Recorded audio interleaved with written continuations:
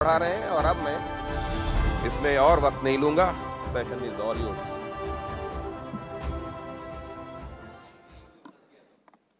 आप फंसा देते हैं। सबसे पहले तो आप सभी लोग जोरदार तालियों से अखिलेश जी का स्वागत करिए। इतनी व्यस्तता के बीच भी TV9 के लिए आपने समय निकाला, इसके लिए बहुत बहुत आभार अखिलेश जी, बहुत बहुत आभार। अखिलेश जी, हमने सेशन का नाम रखा है इंडिया का अखिलेश। इसके कई मायने हैं, उन तमाम मायनों के बारे में आज कोशिश करेंगे कि बात करें। लेकिन सबसे पहले आपसे ये सवाल कि इंडिया का हाल क्या है? सबसे पहले मैं आपका धन्यवाद देता हूं कि आपने मुझे बुलाया अपने कार्यक्रम में। आपके कार्यक्रम में आने से पहले मैं खुद सोच रहा था कि इंडिया का हाल क्या मानूं। मैं इतना ही जानता हूं कि इधर भारतीय जनता पार्टी के लोग एक लाल टोपी से घबराते हैं और दूसरा लाल सिलेंडर से। और इस बार जो आप सत्ता सम्मेलन कर रहे हैं, अगली बार आप भत्ता सम्मेलन करिएगा, क्योंकि इधर जो हम लोग देख रहे हैं कि जिसका दाना उसका गाना, दाना बंद तो गाना बंद। और इस समय तो जिनका भत्ता बंद हुआ है उनकी तो कटौती चल रही है, कई लोग नौकरियों से भी बाहर हो रहे हैं। ये स्थिति हमें और आपको दिखाई दे रही है कि आज सबसे ज़्यादा आम आदमी अपने गैस के लिए परेशान है, LPG के लिए परेशान है। जहां LPG को लिक्विड पेट्रोलियम गैस हम मानते हैं, वहीं लोग चर्चा में लापता गैस भी कह रहे हैं LPG को। अखिलेश जी, सवाल तो बहुत सारे हैं, लेकिन अभी जैसे आपने बोला इतना बेबाकी से, और आपकी रिपार्टरी बहुत गजब की है, लेकिन मैं ये जानना चाहता हूं अखिलेश जी, जो सोशल मीडिया पे पोस्ट लिखते हैं भयंकर वायरल होते हैं, ये अखिलेश जी लिखते हैं, कौन लिखता है इतना जबरदस्त जो आप लिखते हैं? इमोशन, तर्क हम लोगों का है और उसको सही तरीके से फिट करने का तरीका हमारे पास, जैसे आपके पास चैनल में बहुत से क्रिएटिव लोग होंगे, तो हमारे पास भी क्रिएटिव लोग हैं। अखिलेश जी, ये एक बार सबके सामने आना चाहिए। कभी आप शायर हो जाते हैं, कभी आप व्यंग करते हैं, कभी आप जो कुछ कहते हैं उसके कुछ उदाहरण ज़रूर मैं चाहूँगी कि हम यहाँ हमारे जो दर्शक बैठे हैं उनके सामने भी रखें। कुछ तो हुआ है संगी साथियों के दरमियान, तलवार के खिलाफ ही हो गई है उसकी मयान। ऐसा कर्म क्यों करता वो कि सबसे आंख चुराता है। आते समय लगाया था अब जाते समय लगाता है। यूपी वाले पूछ रहे काला चश्मा इतना क्यों भाया है। एक और सुन लीजिए। बिन बैटरी के रिमोट हो गए, CM ना बने डिमोट हो गए। अच्छे थे पहले अब खोट हो गए, सूखी नदिया की बोट हो गए। ऐसी बहुत लंबी लिस्ट है, आपके जो समर्थक हैं वो भी देखते होंगे। तो ये जो कटाक्ष करने का तरीका है, व्यंग का जो तरीका है, ये आपका बहुत अलग तरह का अंदाज है। कई बार ज़रूरी बनता है, और जिस समय हम लोग राजनीति कर रहे हैं, कम शब्दों में तरीके से अगर कही जाए बात, तो जहाँ पहुँचाना चाहते हैं वहाँ पहुँच जाती है।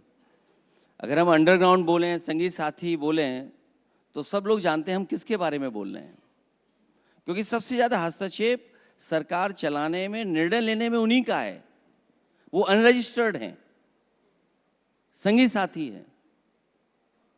तो इसलिए कई बार कोई बात अगर और अच्छे ढंग से कही जाए, इसलिए इस तरह की लाइनों का इस्तेमाल हम लोग करते हैं। और सोशल मीडिया का ज़माना है, लोग उन्हीं लाइनों में अपनी चीज़ों को ढूंढ लेते हैं। अखिलेश जी, अब मैं उसी विषय पर आता हूं जिसका आप जिक्र कर रहे थे, लापता गैस। फिर आपने एक जगह, अगर मैं गलत नहीं हूं तो मुंबई में विश्वगुरु का भी आपने एक जिक्र किया था। पूरी दुनिया इस वक्त किसी ना किसी युद्ध में फंसी हुई है, हर कोई परेशान है, लेकिन विपक्ष जब आरोप लगाता है तो ऐसा लगता है जैसे कि भारत की वजह से ही युद्ध हो रहा है। इस युद्ध से भारत का कोई लेना देना कहां है? हालांकि भारत के लोगों को बहुत बड़ा सपना दिखाया गया था कि हम विश्व गुरु बन जाएंगे। तो अगर हम विश्व गुरु को विश्व गुरु के रूप में माने, तो भारत की जनता और खासकर विपक्ष तो ये उम्मीद कर सकता है कि हमारे विश्वगुरु रोक सकते हैं युद्ध। और भारत के लोगों ने देखा कि बिना प्रोटोकॉल के, बिना किसी मीडिया की तैयारी के, सरकार के प्रमुख सांसद पाकिस्तान में उतर गए थे और इस बार इजराइल से लौटे तो युद्ध हो गया। तो अगर इजराइल से लौट रहे थे, ईरान में रुक गए होते तो शायद युद्ध नहीं होता। लेकिन अखिलेश जी, कल इसी मंच पर, यहीं पर मोदी जी थे, उन्होंने कहा कि जो ऐसे संकट के समय कुछ लोग ऐसे हैं और कुछ दल ऐसे हैं जो राजनीतिक अवसर खोज रहे हैं, ये वक्त संयम और संवेदनशीलता का है। और यही शब्द विपक्ष के लिए क्यों नहीं? यही शब्द विपक्ष के लिए क्यों नहीं? यही भावना विपक्ष के लिए क्यों नहीं? आप विपक्ष के लोगों को झूठा फंसाएंगे, आप विपक्ष के लोगों को परेशान करेंगे अपनी संस्थाओं को भेज करके। न्याय कहाँ मिल रहा है? और जब मुख्य नगरी में हत्या हो जाए और राज्यसभा सांसद ये कहें कि अगर न्याय नहीं मिलेगा तो मैं राज्यसभा में सरकार को नंगा कर दूंगा, और प्रमुख नगर जो क्यूटो बनना था, जहां पर दौड़ा दौड़ा कर छात्र की हत्या हो जाए, तो स्वाभाविक है विपक्ष अपनी बात तो रखेगा। जो संयम, जो न्याय की बात, जो मधुर भाषा की बात है या अपॉर्चुनिटी ढूंढने की बात है, तो न्याय तो दीजिए विपक्ष को। आप न्याय कब देते हैं? देखिए, बिल्कुल विपक्ष को अपनी बात रखनी भी चाहिए और उसे वो मौका भी मिलना चाहिए, न्याय भी होना चाहिए। लेकिन ये जो समय है, जो युद्ध हो रहा है, वो वर्ल्ड क्राइसिस है, वो सिर्फ भारत का क्राइसिस तो है नहीं। इसमें तो सबको मिलजुल के काम करना चाहिए, ये तो एक बड़ा चैलेंज है। तो क्या यहाँ पर वो एकजुटता नहीं दिखनी चाहिए? और इसमें तो हम पीड़ित हैं ना, आरोपी कैसे हो गए? इसीलिए मैंने कहा कि जब आप दुनिया के सामने इतने बड़े देश के और सरकार चला रहे हैं, हर देश से आपके संबंध अच्छे हैं, तो आपकी भूमिका क्या होती है? आपकी भूमिका ये होती है कि युद्ध ही नहीं होता। युद्ध क्यों हुआ? युद्ध टाल सकते थे, तभी तो हम विश्वगुरु मानते किसी को। तो इसका मतलब केवल विश्वगुरु हम इसलिए क्योंकि हम विश्वगुरु हैं, हमने लिख लिया इसलिए विश्वगुरु हो गए, लेकिन विश्वगुरु की जिम्मेदारी भी तो थी कुछ। और मैं ये दावे के साथ कह सकता हूं, अगर विश्वगुरु वाकई विश्वगुरु होते तो ये युद्ध नहीं होता। अगर अमेरिका ने आपके ऊपर सैंक्शन लगाए तो आप भी तो आज कह सकते थे कि अगर युद्ध होगा और कहीं लोगों की जान जाएगी तो हम भी अमेरिका पर सैंक्शन लगा देंगे, कोई कारोबार अमेरिका के साथ नहीं करेंगे। हम ऐसा कर सकते थे कि हम अमेरिका पे सैंक्शन लगा दें? तभी तो फिर आप स्वीकार कर लीजिए कि विश्वगुरु नहीं है हम। नहीं, लेकिन देखिए, एक जो स्वाभाविक सवाल है कि अगर तेल क्राइसिस है या गैस क्राइसिस है, जिसकी आप जिक्र कर रहे हैं कि सिलेंडर नहीं मिल रहा है, नहीं मिल रहा है, लोगों को दिक्कत हो रही है, लेकिन वो पूरी दुनिया में लोगों के सामने दिक्कत है ना। लोग तो, तमाम ऐसे मुल्क हैं जो लोगों को कह रहे हैं कि आप भाई घर से काम करिए, आप तेल कम खर्च करिए, आप गैस कम खर्च करिए क्योंकि नहीं मिलेगी। तो वो सिर्फ भारत के लिए नहीं है, हमें उससे निपटना है, उस क्राइसिस से। ठीक है, क्योंकि आपने भी तो फैसला लिया। आपने पहले बोरी से चोरी की, बोरी में कटौती की, अब सुनने में आया कि वो 14 किलो का जो सिलेंडर है वो 10 किलो का ही मिलेगा, तो आपने तो शुरुआत कर दी। कहीं ऐसा तो नहीं कि आप ये कहें कि अब रोटी का साइज भी छोटा कर लो आप। तो हम तो हर चीज को फेस कर चुके हैं, देख चुके हैं। हम लोग सहमत हैं, सरकार अगर कोई सकारात्मक पॉजिटिव डिसीजन लेते हो सरकार के साथ हैं, लेकिन झूठा विश्वगुरु का सपना हम लोग नहीं दे सकते। आप हमारे किसानों के साथ सब समझौता कर लेंगे, आप फार्मर्स के लिए एनिमल्स फीड आप अमेरिका से लाएंगे। आपने अपने इंफ्रास्ट्रक्चर को कितना बेहतर किया किसानों के लिए, और आप कहते हैं हम अमेरिका से इतने बड़े पैमाने पे कारोबार करेंगे। तो आपकी डिप्लोमेसी फेल है, फॉरेन पॉलिसी विदेशी तय कर रहे हैं। देखिए, हमारे देश का सौभाग्य माने कि हमारी विदेश नीति भी विदेश तय कर रहा है, और विदेश फैसला ले पा रहा है हमारे देश से। तो इसका मतलब हमें कहीं ना कहीं अपने देश को मजबूती से खड़ा दिखाई देना पड़ेगा। अखिलेश जी, अब एक और विवाद की जड़, वो काफी ज्यादा चर्चा में रहा, आपका उस पर स्टेटमेंट भी आया। आपको नहीं लगता है कि शंकराचार्य अवमुक्तेश्वरानंद और यूपी सरकार दोनों तरफ से इस विवाद को बढ़ाया जा रहा है, बेवजह बढ़ाया जा रहा है? ये अच्छा हम लोगों को भी नहीं लगा। और तब जब उत्तर प्रदेश के एक मुख्यमंत्री योगी हैं, उन्होंने पूज्य शंकराचार्य के साथ ऐसा व्यवहार नहीं करना चाहिए था, पूज्य शंकराचार्य को अपमानित नहीं करना चाहिए था, क्योंकि पूज्य शंकराचार्य जी का अपमान हुआ इसलिए हम सब सनातनी लोग उनके साथ खड़े थे।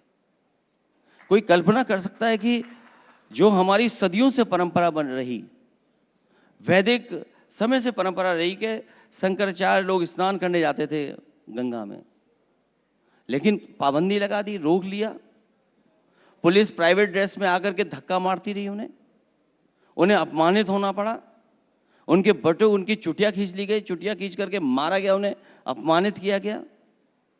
और ये तो कुछ नहीं, जिनका सम्मान करना चाहिए था उन्हें आप सम्मान भेज रहे थे, आप सर्टिफिकेट मांग रहे थे कि शंकराचार्य जी को सर्टिफिकेट किसने दिया? शंकराचार्य जी को किसी सर्टिफिकेट की जरूरत नहीं है। शंकराचार्य जी तब से हैं जब सर्टिफिकेट भी नहीं बनते थे किसी के। और फिर उन्हें किसने सर्टिफिकेट दिया योगी होने का? उनका योग तो हमने, आपने सबने देखा है। जब वो एक टांग पर योग कर रहे थे, हमने सबने देखा है। लेकिन यूपी सरकार का तो ये कहना था कि मामला कोर्ट में है, और कोर्ट जब ये कहेगा शंकराचार्य हैं तो मानेंगे शंकराचार्य हैं, तो शंकराचार्य होने पर विवाद है। हमारे पूजनीय शंकराचार्य शंका से परे हैं। आप कह रहे हैं अपमान हुआ, दोनों डिप्टी सीएम दोनों ने कहा कि वो शंकराचार्य के पक्ष में हैं। एक ने कहा कि हम पैर छू के उनको प्रणाम करेंगे, दूसरे ने कहा कि प्रशासन ने जो किया वो महापाप है। ये आपने जो कहा एकदम ठीक कहा। दोनों डिप्टी सीएम इसलिए डर गए क्योंकि अगर वो कहीं सम्मान में चले जाते तो बहुत डपट खाते वो, इसीलिए। किससे डपट खाते? अब वो खुद जानते हैं कि डपट कहाँ मिलेगी उन्हें। और जो जानकारी मिली है कि जैसे उन्हें जानकारी हुई कि पूजनीय शंकराचार्य जी लखनऊ आ रहे हैं, वो दोनों आउट ऑफ स्टेशन हो गए। तो किस बात के डिप्टी सीएम हैं? किस बात के लिए कह रहे थे कि दंडवत होकर के हम उनका सम्मान करेंगे? उनका अपमान महापाप है। आपने बटुकों को बुलाकर के सम्मान किया। ये बटुओं से चलते हैं, बटुक का क्या सम्मान करेंगे? आप यूपी के देखिए, इनके हाथ में बटुआ मिल जाए अगर, तो सब कुछ बदल जाता है वहां। लेकिन जब आप अभी कह रहे थे कि सभी सनातनी आहत हुए शंकराचार्य के साथ जो हुआ उसको लेकर, जब आप उनका समर्थन करते हैं, उनके साथ खड़े रहते हैं, तो फिर दूसरी तरफ से जवाब ये आता है कि अखिलेश यादव भी तो रामभद्राचार्य जी के लिए इस तरह के शब्दों का, जगत गुरु रामभद्राचार्य जी के लिए इस तरह का शब्दों का इस्तेमाल करते हैं। क्या वो सनातन का अपमान नहीं है? जगत गुरु रामभद्राचार्य जी के बारे में केवल मैंने एक बार कहा, और वो मैंने सरकार को याद दिलाया। हालांकि वो नेताजी हमारे प्रति वो भाव नहीं रखते थे जो एक हम लोग उम्मीद करते थे। उसके बावजूद भी उनके ऊपर जो मुकदमे लगे थे, बिना किसी के जानकारी के वो मुकदमे मैंने वापस लिए थे। तो सरकार को याद दिलाने के लिए कि आप सनातनी हैं, आप पूज्य शंकराचार्य जी का अपमान मत करिए, उनसे सर्टिफिकेट मत मांगिए, अधिकारियों को भेज करके प्राइवेट ड्रेस में उन्हें अपमानित मत करिए। और जब ये भी नहीं माना, स्वीकार किया, तो क्या किया उन्होंने? झूठे मुकदमे लगाए, साजिश और षड्यंत्र की। एक बात तो साफ हो गई है कि शंकराचार्य जी के आह्वान के बाद ये नकली संत बचने वाले नहीं हैं। नकली संत, आप किसको नकली संत मानते हैं? जो संविधान और कानून को नहीं मानते। बीजेपी ये बार बार कह रही है कि शंकराचार्य, अविमुक्तेश्वरानंद की जो विवाद है उसकी आड़ में आप राजनीतिक एजेंडा चला रहे हैं। बिहार में उम्मीदवार उतारे और अब यूपी की बारी है। हमारा कोई पॉलिटिकल एजेंडा नहीं है। जो पीड़ा में है, जो पीड़ित है, जो दुखी है, हम उसके साथ हैं। नहीं, लेकिन वो कह रहे हैं कि अविमुक्तेश्वरानंद जो हैं उनका पॉलिटिकल एजेंडा आप चला रहे हैं। मुझे नहीं लगता है कि कहीं हमारा और उनका किसी तरह का पॉलिटिकल एजेंडा हो। जो पीड़ित है, जो दुखी है, जो अपमानित है, उसके साथ पीडीए, हम समाजवादी पार्टी के लोग उनके साथ हैं। शंकराचार्य अविमुक्तेश्वरानंद जी का सबसे बड़ा मुद्दा है गौ माता को राज्य माता का दर्जा दिलाना। इसके लिए वो संघर्ष भी कर रहे हैं, इसके लिए उन्होंने विरोध प्रदर्शन भी किया। आपकी सरकार आएगी तो गौ माता को राज्य माता का दर्जा देंगे, और क्या आप घोषणा पत्र में लिखेंगे? क्या इस बारे में आपकी उनसे बात हुई? गौ सेवा हम आज से नहीं कर रहे हैं। हम जिस वंश के हैं, जहाँ से हमारी पीढ़ियाँ आई हैं, हम तब से गौ सेवा कर रहे हैं। और मैं आपको फिर भी याद दिलाता हूँ, बताता हूँ कि गाय सेवा हमारी हमेशा रही है और करते रहेंगे। ये भाजपा वालों के किसी के गाय वाय नहीं है, इनके मत धोखा खाइएगा आप। इन्हें केवल प्रेम गोबर से है,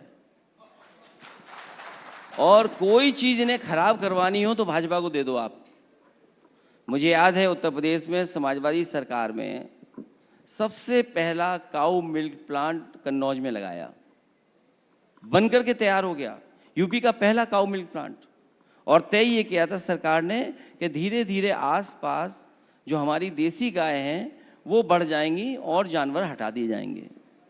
और अगर उससे भी नहीं काम चलेगा तो गाय के दूध के खरीदने के लिए, चाहे हमें भैंस के फैट कंटेंट से देख करके जो रेट मिलता है उसे 4 रुपये ज़्यादा देना पड़े, हम देंगे और गाय की सेवा करेंगे और गाय की संख्या बढ़ाएंगे।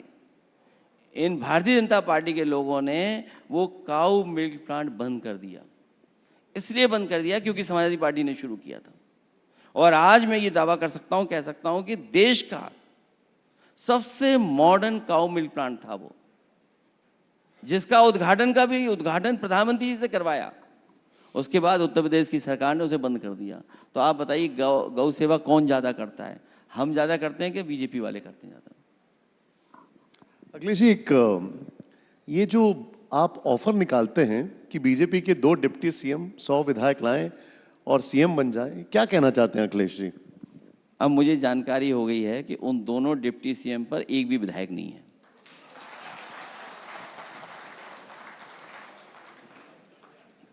ये क्या लिमिटेड टाइम के लिए ऑफर था? ये सच है, ये सच है। कंडीशनल ऑफर था। वो कह रहे लिमिटेड टाइम ऑफर था, मैंने कहा नहीं, कंडीशनल ऑफर था। जब मुख्यमंत्री जी जापान गए तो उससे अच्छा मौका क्या था? उस समय मैंने मौका दिया उन्हें। जब मुख्यमंत्री ही नहीं उत्तर प्रदेश में, और चार्ज किसी को देके नहीं गए। सोचिए कितना अविश्वास था अपने डिप्टी सीएम्स पे।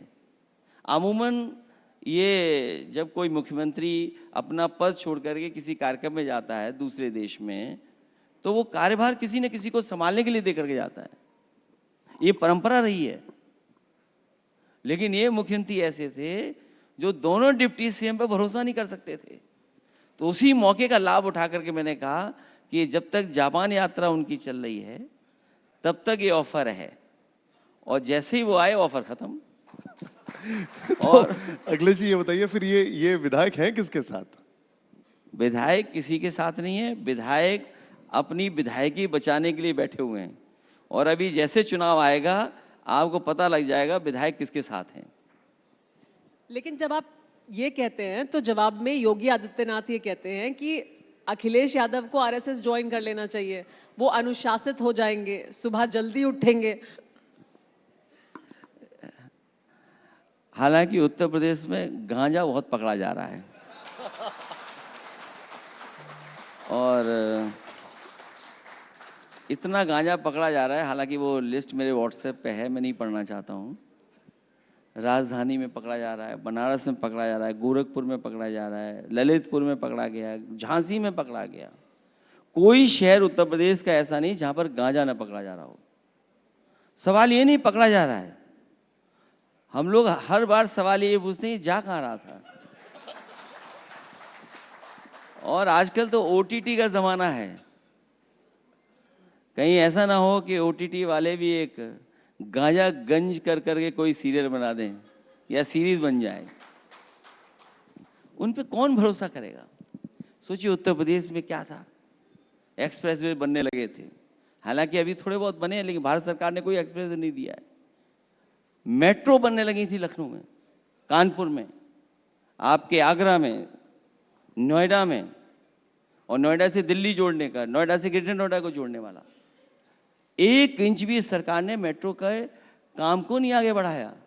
जब आज मैं आपके इंटरव्यू में आ रहा तो मैंने अखबार में पढ़ा कि अब 2030 तक लखनऊ की मेट्रो पूरी करेंगे, जो 5 साल पहले मेट्रो पूरी हो जानी चाहिए थी। कब? 2030 में।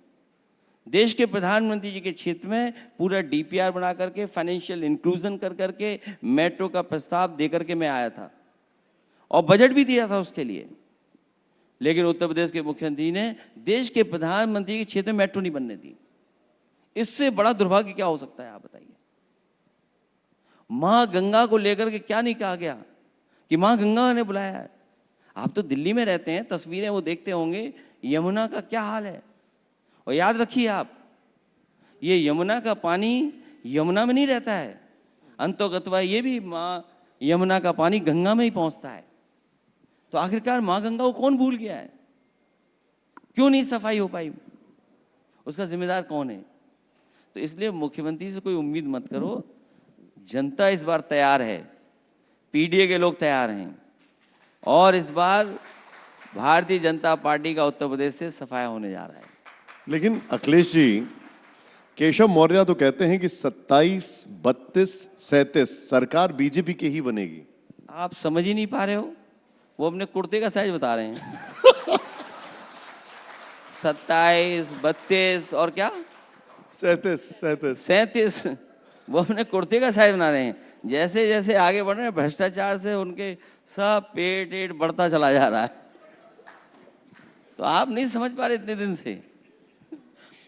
अखिलेश जी, लेकिन क्या आपको नहीं लगता कि संसदीय परंपरा में जो पहले नहीं हो रहा था वो अब हो रहा है, कटुता बढ़ती जा रही है, दोनों तरफ से कटुता बढ़ती जा रही है। किसने बढ़ाई, कौन जिम्मेदार है इसके लिए? इसके लिए भारतीय जनता पार्टी खुद जिम्मेदार है। आप अपने दूसरे पॉलिटिकल पार्टीज के लीडर्स के खिलाफ कार्रवाई करेंगे आप, और उन्हें झूठा फंसाएंगे आप। मैं कितने गिनूं आपको। आदरणीय आजम खान साहब के ऊपर झूठे मुकदमे किसने लगाए, किसने बदनाम किया, उनकी यूनिवर्सिटी किसने बिल्कुल बंद कर दी। जो एक्ट विधानसभा से, जो फैसले कैबिनेट से लिए गए हैं, मुख्यमंत्री जी ने अपनी यूनिवर्सिटी बना ली, वही फैसले लिए हैं, वही कैबिनेट से पास किए हैं। लेकिन मोहम्मद आजम खान साहब की यूनिवर्सिटी बंद कर दी उन्होंने। हमारा एक विधायक इरफान सोलंकी, उसका कोई विवाद हुआ था किसी बात को लेकर के, आपने उसे जेल में डाल दिया।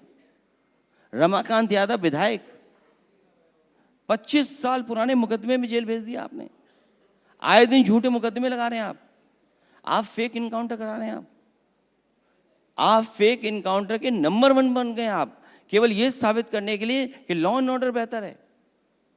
और पुलिस पे कितना करप्शन है, एक सिपाही पर 100 करोड़ रुपए पकड़े जा रहे हैं, लेखपाल पे 100 करोड़ रुपए पकड़े जा रहे हैं, एक वकील जेल में है। जिस दिन हम लोग आवाज उठाना बंद कर दें, उसी दिन वो वकील मारा जाएगा। आपने गाड़ी पलट दी, बताइए आप, जान चलेगी उसकी। आप झूठे मुकदमे कौन लगा रहा है, झूठे मुकदमे क्यों लग रही है, फेक इनकाउंटर क्यों हो रहे हैं उसके लिए। मंगेश यादव को घर से उठा करके एसटीएफ ने मार दिया। एक झांसी में हुआ था इनकाउंटर, हमारे सब लोग गए थे वहां पर। ये शुरुआती दौर की बात बता रहा हूं मैं। और जिस समय इनकाउंटर हुआ, सबने कहा कि फेक इनकाउंटर है। उसकी पत्नी ने कहा कि अगर न्याय नहीं मिला तो मैं भी आत्महत्या कर लूँगी। उसने कई साल इंतज़ार किया, न्याय नहीं मिला उसको, उसने कुछ तो आत्महत्या कर ली। कौन है इसके लिए जिम्मेदार? ये जिम्मेदार भारतीय जनता पार्टी के लोग हैं। अगर कटुता आई है तो इसके लिए जिम्मेदार भारतीय जनता पार्टी के लोग हैं कि विपक्ष के प्रति कैसा व्यवहार है आपका। आप पैसा दे करके लोगों को बदनाम करते हैं, आप कई चैनलों को दाना खाना दे करके आप न्यूज़ चलवाते हैं। आप कौन जिम्मेदार है इसके लिए? लेकिन आप ये स्वीकार तो कर रहे हैं ना कि कटुता आई है। अगर वहां से कटुता आई है तो फिर आपकी तरफ से भी कटुता है।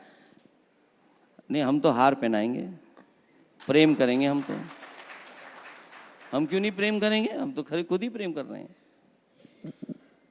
अखिलेश जी वो कहते हैं कि संसद नियम से चलती है, राहुल गांधी जो है वो नियम तोड़ते हैं, बिना नोटिस के वो विषय उठाते हैं, जिस किताब का पब्लिकेशन नहीं हुआ है उसको मेंशन करते हैं। उनका ये कहना है कि नियम तो लगातार विपक्ष की तरफ से और राहुल गांधी की तरफ से तोड़े जा रहे हैं। वो विषय बहुत बड़ा था और उस पर चर्चा लोकसभा में हुई, देश ने देखी, लेकिन एक सवाल वो छूट गया। मैंने एक फिल्म देखी थी 120 बहादुर, और उसके बारे में जो फौज के लोग और बहुत सारे लोग जानते होंगे, रिजांगला मेमोरियल को लेकर के उस समय भी ऐसी परिस्थिति थी कि उसे फैसला लेना था सीओ को, लेकिन सीओ ने फैसला लिया और कहा कि जो ऊपर से ऑर्डर आए मैं नहीं मानूंगा, मैं अपनी चेक पोस्ट बचाऊंगा, अपने भारत भूमि की जमीन बचाऊंगा। 120 बहादुर में सब शहीद हो गए, आखिरी गोली तक लड़े, आखिरी शरीर जो था वो लड़ता रहा, लेकिन उन्होंने जमीन बचा ली और उन्हीं की याद में रिजांगला मेमोरियल बना। बात यह है कि अगर जनरल साहब ने किताब में लिखा है तो आपको ट्रेनिंग मिली है वो जमीन बचाने के लिए। इसका मतलब भारत सरकार को उस पब्लिकेशन पर और उस आर्मी ऑफिसर पर कार्रवाई करनी चाहिए जिसने झूठ किताब लिखी है। सवाल राहुल गांधी जी पे नहीं उठाना चाहिए, कांग्रेस पे नहीं उठाना चाहिए, लोकसभा पे नहीं उठाना चाहिए। इसका मतलब कोई तो गलत है, सरकार गलत है, किताब छापने वाला गलत है, या जनरल साहब गलत हैं। आप बताओ कौन गलत है? अगर हम सवाल पूछ रहे हैं तो क्या गलत कर रहे हैं? अब सरकार की जिम्मेदारी बनती है कि उन पे कार्रवाई करें जिन्होंने गलत लिखा है या गलत छप रहा था। इसके लिए जिम्मेदार कौन है? संसद की जो कार्रवाई, अगर उसकी बात करें तो स्पीकर के खिलाफ अविश्वास प्रस्ताव लाया गया। सबको पता था कि ये अविश्वास प्रस्ताव गिरेगा। फिर उससे क्या हासिल हुआ विपक्ष को? क्योंकि ऐसे और तमाम मुद्दे थे उस समय भी और देश में इस समय भी हैं, वो तमाम मुद्दे भी जिनका आप जिक्र कर रहे हैं, जिनको कि उठाया जा सकता था संसद में, जिन पर चर्चा हो सकती थी, लेकिन इस पर अपनी पूरी एनर्जी लगाई गई। लोकसभा चलाने की जिम्मेदारी सरकार की भी है। मुझे याद है विधानसभा चलती थी और कभी विपक्ष के कोई सवाल होते थे, उनको स्वीकार कर करके उससे बहस होती थी। सरकार क्यों नहीं स्वीकार करती है बहस? सरकार विपक्ष के सवालों पर बहस करे।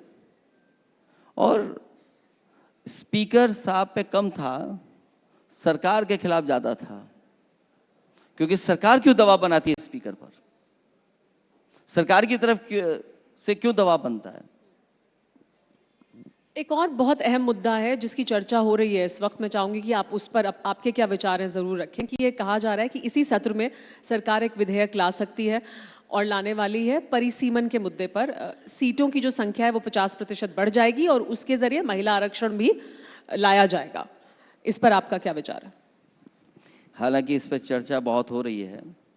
हमारा मानना है कि सेंसस हो, जाति जनगणना हो और महिलाओं को आरक्षण मिले, और उसके बाद डिलिमिटेशन जो करना चाहते हैं, संख्या बढ़ाना चाहते हैं, लेकिन बिना दक्षिण भारत के पॉलिटिकल पार्टी से बात किए हुए इस पर कोई निर्णय नहीं लिया जाना चाहिए।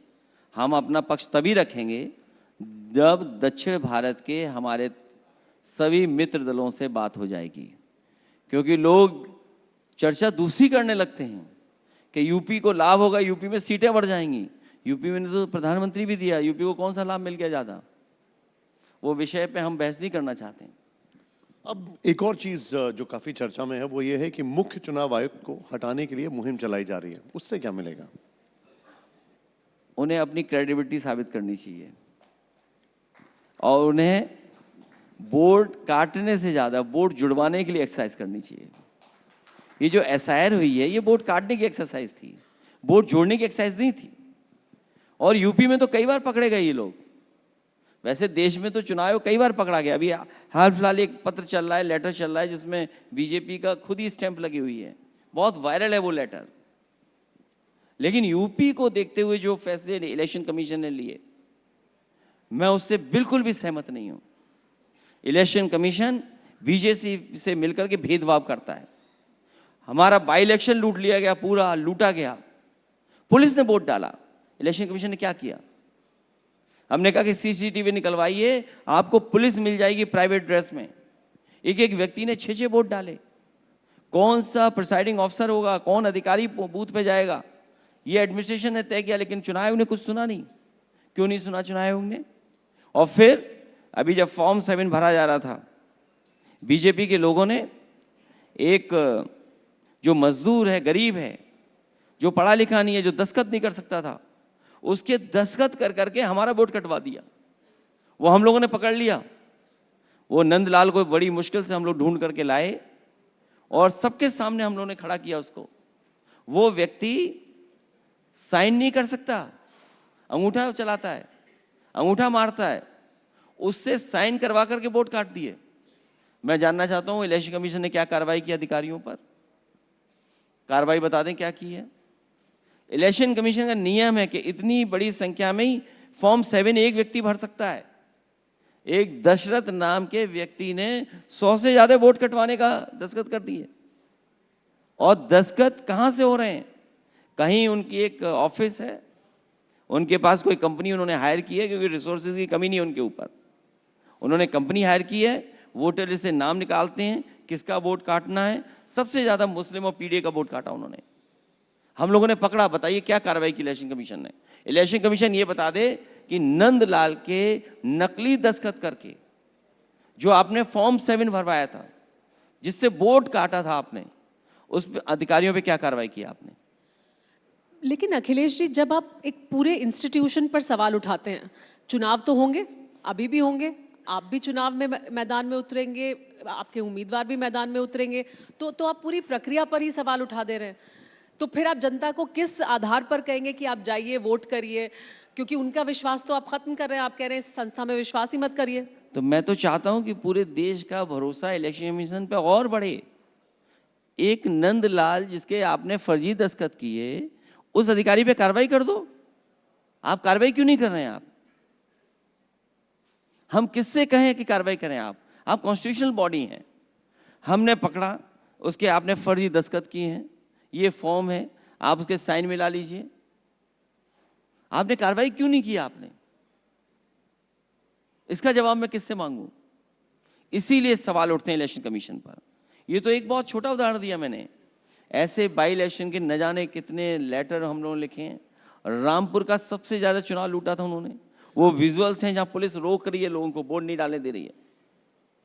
बेईमानी न की होती बीजेपी के लोगों ने, तो उत्तर प्रदेश से ही भारतीय जनता पार्टी बाहर हो गई होती। अभी तो कम हारे हैं, ज्यादा हार गए होते। अब अखिलेश जी, हर किसी के मन में एक सवाल है। हमने देखा कि जब भी सरकार राहुल गांधी जी को घेरती है तो कांग्रेस के नेता जितने मुखर नहीं हो पाते हैं, उससे ज्यादा अखिलेश जी आ जाते हैं उनके बचाव के लिए। तो क्या यूपी के लड़कों की बॉन्डिंग फिर से दिखाई दे रही है? हम भारत सरकार जैसे नहीं हैं कि पानी का जहाज आपके क्षेत्र में आकर के अमेरिका ने डुबा दिया। हम लोग समाजवादी हैं। अगर हैं किसी के साथ तो पक्के उनके साथ हैं। तो 2027 में भी साथ हैं? बॉन्डिंग दिखेगी यूपी में? अभी तक तो साथ हैं हम लोग, और 27 में भी साथ होंगे। पिछले 2-3 सेशंस में हमने देखा संसद में सारा जो विमर्श था वो राहुल गांधी के इर्द गिर्द था। कांग्रेस के नेता भी राहुल गांधी को हीरो की तरह देख रहे हैं। अखिलेश जी इसको कैसे देखते हैं? ये सवाल मुझसे क्यों पूछते हैं आप? नहीं, आपका परसेप्शन तो नहीं, मैंने अपना बता दिया। हम तो मित्र आप दल उनको हैं हीरो उनके। की तरह देख रहे हैं। नहीं, हम तो मित्र दल हैं उनके। लेकिन अखिलेश जी, जब आप पश्चिम बंगाल जाते हैं तो आप ममता दीदी को हीरो की तरह देखते हैं। आप ममता दीदी का वैसे समर्थन करते हैं। आप ये कहते हैं कि बीजेपी से अगर कोई लड़ रहा है तो दीदी लड़ रही हैं। जिस समय इंडिया गठबंधन बना था, जो रीजनल पार्टी जहाँ पर जिस दल की ताकत ज़्यादा है, जो बीजेपी से लड़ रहा हूँ उसके साथ है, उसी सिद्धांत पे आज भी मैं वैसे ही खड़ा हूँ। लेकिन ममता दीदी का कहना है कि जब तक राहुल गांधी विपक्ष की अगुवाई करते रहेंगे बीजेपी जीतती रहेगी। आपका इस पे क्या टेक है? मैं ये जानता हूँ कि बंगाल में भारतीय जनता पार्टी सम्मानजनक हार का रास्ता ढूंढ रही है। लेकिन मैंने आपसे पूछा था कि दीदी जब ये कहती हैं कि अगर विपक्ष की अगुवाई राहुल गांधी करेंगे तो बीजेपी ही जीतेगी। ये अभी अगुवाई की कोई बातें नहीं है। अभी फिलहाल बंगाल में चुनाव है, भारतीय जनता पार्टी रास्ता ढूंढ रही है कि सम्मानजनक हार कैसे, उसका रास्ता कैसे निकालें। नहीं, लेकिन अखिलेश जी, बहुत से दल ये आवाज उठाते हैं कि इंडिया गठबंधन की अगुवाई ममता बनर्जी को करनी चाहिए। कुछ लोग अखिलेश यादव की मांग करते हैं कि अखिलेश यादव को अगुवाई करनी चाहिए।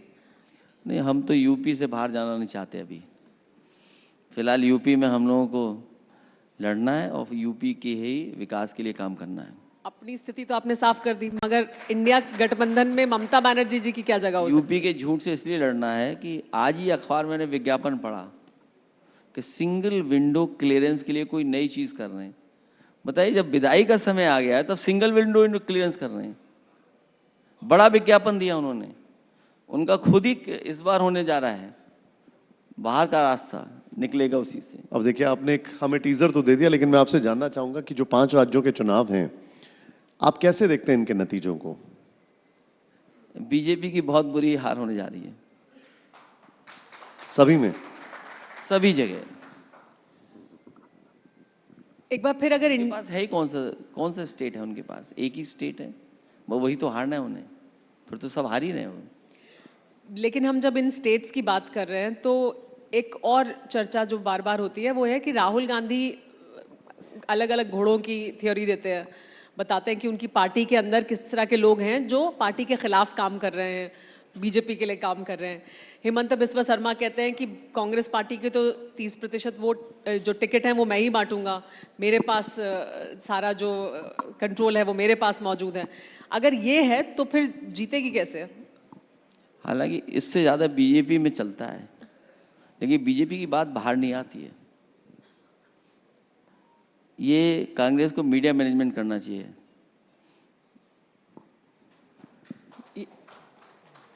नहीं तो कैसे सिखाएंगे आप सिखाइए इसमें कुछ। मैं कोई सिखाने वाला नहीं हूं, मैं तो केवल इतना ही सीखा हूं, जिसका दाना उसका गाना, दाना बंद गाना बंद, इतना सीख पाया हूं 10 साल में। लेकिन अखिलेश जी, एक सवाल मेरा आपसे, आपके 2027 के जो प्लानिंग है उससे जुड़ा हुआ भी है कि पिछली बार जब आपने टिकट डिस्ट्रीब्यूशन किया उसकी बहुत चर्चा हुई, लेकिन उसमें एक चर्चा ये भी हुई कि आपका जो कोर वोटर जिसे कहा जाता है उनके टिकट थोड़े कम हुए। अब फिर ये चर्चा हो रही है कि उनके और कम हो सकते हैं। क्या इस तरह की रणनीति पे काम करेंगे आप जीत के लिए? जितने भी समाजवादी सोच के लोग हैं, सेकुलर सोच के लोग हैं, लोकतंत्र को मजबूत करने वाले लोग हैं, और जो लोग सामाजिक न्याय का संघर्ष करते रहे हैं, जो लोग सामाजिक न्याय के राज की स्थापना के लिए और पीडीए के हक और सम्मान के लिए जो लड़ना चाहते हैं, और किसी का भी हक नहीं मारा जाएगा, जो जीतने वाला होगा वही टिकट पाएगा। और यूपी में जो समीकरण है, समीकरण के आधार पर ही हम लोगों को मौका देंगे। अखिलेश जी, एक चीज सामने आई हमारे, वो ये है कि राहुल गांधी जी ने चिट्ठी लिखी पीएम को और काशीराम जी को भारत रत्न देने की मांग की है। आपका इस पर क्या टेक है? मैं थोड़ा लेट हो गया इसमें पत्र लिखने में लेकिन पत्र हम लोगों को इसलिए भी लिख देना चाहिए था कि मान्यवर काशीराम जी का बहुत बड़ा योगदान है पीडीए समाज को जगाने में, बहुजन समाज को जगाने में। और साथ ही साथ एक समय ऐसा भी आया था जब लोकसभा में वो नहीं पहुंच पा रहे थे, तो नेताजी ने और समाजवादी पार्टी ने मिलकर के इटावा से सबसे पहले उन्हें लोकसभा में भेजा था। तो समाजवादियों का बहुत बड़ा योगदान है बहुजन समाज को हक और सम्मान दिलाने के लिए और सत्ता तक पहुंचाने के लिए। इसलिए पत्र उन्होंने पहले लिख दिया, पत्र हम लोगों को पहले लिख देना चाहिए था। लेकिन अखिलेश जी, बहुत सारे लोग नेताजी को भी भारत रत्न देने की मांग करते हैं। क्या अखिलेश जी भी कोई चिट्ठी लिखेंगे? देखिए वो क्योंकि मेरे पिताजी रहे और पार्टी उन्हीं की है, उन्होंने विचार दिया है, इस पे मैं कुछ नहीं कह सकता हूँ। कि वर्कर्स की भावना है, लीडर्स की भावना है, उस पे मैं कोई टिप्पणी नहीं करना चाहता हूँ। अखिलेश जी, एक आखिरी सवाल। यूजीसी पर काफी विवाद हुआ, छात्र सड़क पर आए, आरोप लगा कि विपक्षी पार्टियों की तरफ से कोई स्टैंड नहीं लिया गया। हालांकि आपका रिएक्शन सुप्रीम कोर्ट के उस पर आया, लेकिन कोई स्टैंड नहीं लिया गया विपक्षी पार्टियों की तरफ से। नहीं नहीं, ऐसा नहीं है। सबसे पहले हम लोगों ने कहा कि दोषी बचे नहीं और अन्याय हो नहीं, ये बात हम लोगों ने पहले कही। और आखिरकार साजिश कौन कर रहा है? कभी फिल्म बनाने की साजिश करना कौन कर रहा है? फिल्में बनवाने की साजिश कौन कर रहा है? क्वेश्चन पेपर में आखिरकार कौन क्या डाल रहा है? हम लोग न्याय चाहते हैं और कोई भी दोषी हो वो बचे नहीं, और अन्याय किसी के साथ होने नहीं देंगे। ये पीडीए और समाजवादी पार्टी का हमेशा सिद्धांत रहा है। अखिलेश जी, अभी राज्यसभा की सीटों के लिए जब चुनाव हुए तो हमने असदुद्दीन ओवैसी और तेजस्वी यादव के बीच थोड़ी सी दोस्ती देखी, बॉन्डिंग देखी। वो गुंजाइश कुछ अखिलेश यादव जी के साथ भी बनती है असदुद्दीन ओवैसी की? अभी 2024 का चुनाव हम सब ने मिलकर के जीता है। उसी रणनीति को और मजबूत बना करके, उसी रणनीति पर और लोगों को जोड़ करके हम लोग आगे बढ़ेंगे। तो वैसी साहब भी जुड़ सकते हैं, गुंजाइश है? हम किसी के बारे में नहीं कह सकते हैं। जो हमारी रणनीति रही है पीडीए की, हम उस रणनीति से अलग नहीं होने जा रहे हैं।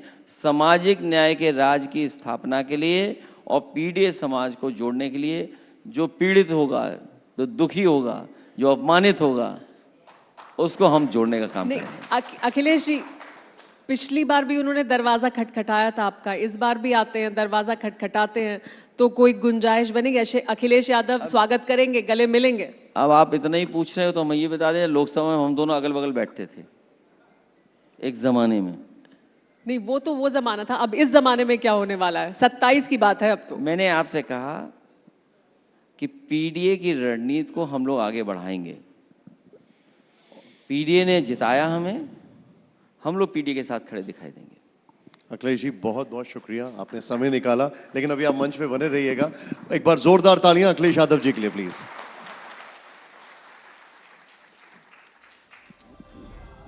जी, TV9 के इस मंच से तमाम सवालों के आपने बेबाकी से जवाब दिए, और अब मैं गुजारिश करूंगा TV9 ग्रुप के whole time director Hemant Sharma ji से कि वो मंच पर आएं और अखिलेश जी का अभिवादन करें।